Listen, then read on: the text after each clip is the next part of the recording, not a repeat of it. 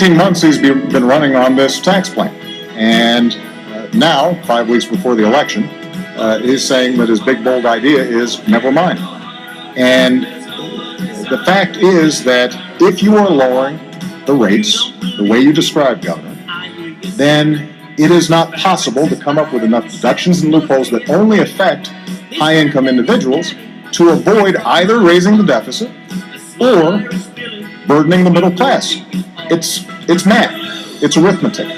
Now, Governor Romney and I do share a deep interest in encouraging small business growth. So at the same time that my tax plan has already lowered taxes for 98% of families, I also lowered taxes for small businesses 18 times. And what I want to do is continue the tax rates, the tax cuts that we put in place for small businesses and families. But I have said that for incomes over $250,000 a year, that we should go back to the rates that we had when Bill Clinton was president, when we created 23 million new jobs, went from deficit to surplus, and created a whole lot of millionaires to boot. And the reason this is important is because by doing that, we can not only reduce the deficit, we can not only encourage job growth through small businesses, but we're also able to make the investments that are necessary in education or in energy. And we do have a difference, though, when it comes to definitions of small business. Now, under my plan, 97% of small businesses would not see their income taxes go up. Governor Romney says, well, those top 3%, they're the job creators, they'd be burdened.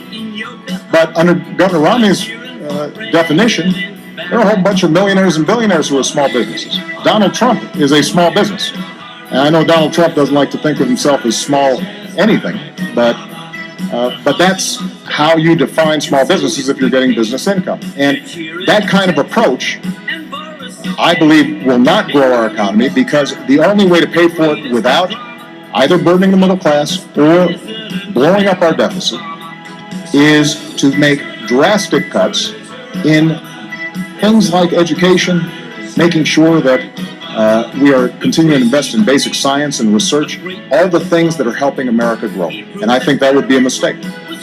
All right, Jim, let me just come back. All right, hold on 1 second. Did anyone, Donald Trump doesn't have small anything. Did anyone get that joke? I don't want to say it because I don't want to sound weird, but I just got that joke. I can't say it. I hope you all got the joke. Donald Trump doesn't have small anything. Obama, a quote from Obama. Okay, going back to, is he talking about the glowing green thing yet or not? If it's going green, I have the perfect song. If it's not, no, I'll hear what he says and then I'll decide. On that point, which Just is for the these record, small businesses we're talking about. Excuse me, just so everybody understands. Yeah. We're way over our first 15 minutes. It's fun, isn't it? It's okay, it's great. That's Great. okay. No problem. Don't get all done. You don't That's have a good. problem. I don't have a problem because we're still on the economy. Right. But we're going to come back to taxes and we're going to move on to the deficit and a lot of other things too. Okay, but go ahead, sir. You bet. Well, Mr. President, you're absolutely right, which is that with regards to 97% of the businesses are not taxed at the 35% tax rate. They're taxed at a lower rate. But those businesses that are in the last 3% of businesses happen to employ half of all the people who work in small business. Those are the businesses that employ 1/4 of all the workers in America. And your plan is to take their tax rate from 35% to 40%. Now, and I talked to a guy who has a very small business. He's in the electronics business in St. Louis. He has 4 employees.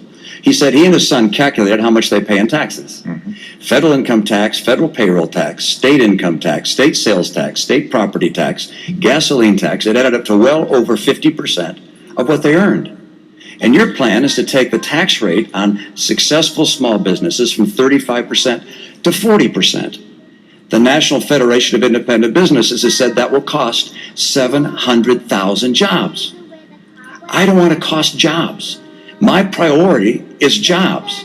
And so what I do is I bring down the tax rates, lower deductions and exemptions. The same idea behind Bowles-Simpson, by the way. Get the rates down, lower deductions and exemptions to create more jobs, because there's nothing better for getting us to a balanced budget than having more people working, earning more money, paying more taxes. That's by far the most effective and efficient way to get this budget balanced. Jim, you may want to move on to another topic, but I would just say this to the American people. If you believe that we can cut taxes by $5 trillion and add $2 trillion in additional spending that the military is not asking for, $7 trillion, just to give you a sense, over 10 years, that's more than our entire defense budget. And you think that by closing loopholes and deductions for the well-to-do, somehow you will not end up picking up the tab, then Governor Romney's plan may work for you. But I think math, common sense, and our history shows us that's not a recipe for job growth. Look, we've tried this. We've tried both approaches. The approach that Governor Romney is talking about is the same sales pitch that was made in 2001 and 2003. And we ended up with the slowest job growth in 50 years. We ended up moving from surplus to deficits, and it all culminated in the worst financial crisis since the Great Depression. And Bill Clinton tried the approach that I'm talking about. We created 23 million new jobs.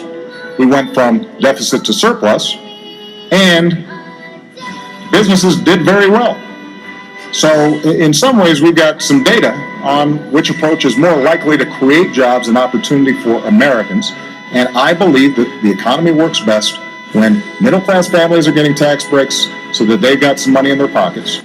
And those of us who have done extraordinarily well because of this magnificent country that we live in, that we can afford to do a little bit more to make sure we're not blowing up the deficit. Jim, the president began this segment, so I think I get the last word.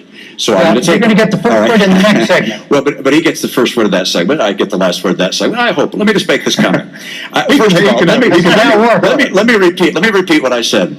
I'm not in favor of a $5 trillion tax cut. That's not my plan. My plan is not to put in place any tax cut that will add to the deficit. That's point one. So you may keep referring to it as a $5 trillion tax cut, but that's not my plan. Okay. Number two, let's look at history. My plan is not like anything that's been tried before. Okay, hold on, man. History repeats itself, but I don't know. What do I have to say about this? The $5 trillion.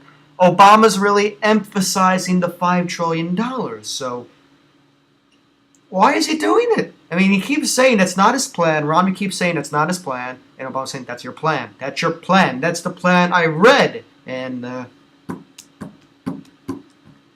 scared.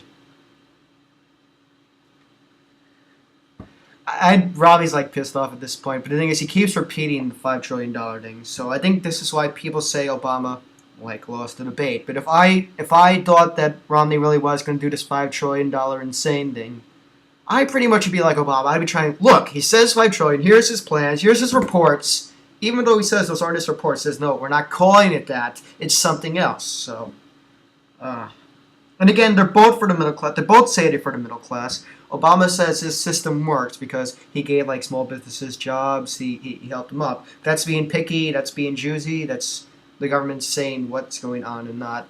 And Romney's just about to say something. I think it's about how socialism and we're saying who's good and who's not. So hold on, I got like a perfect song for this.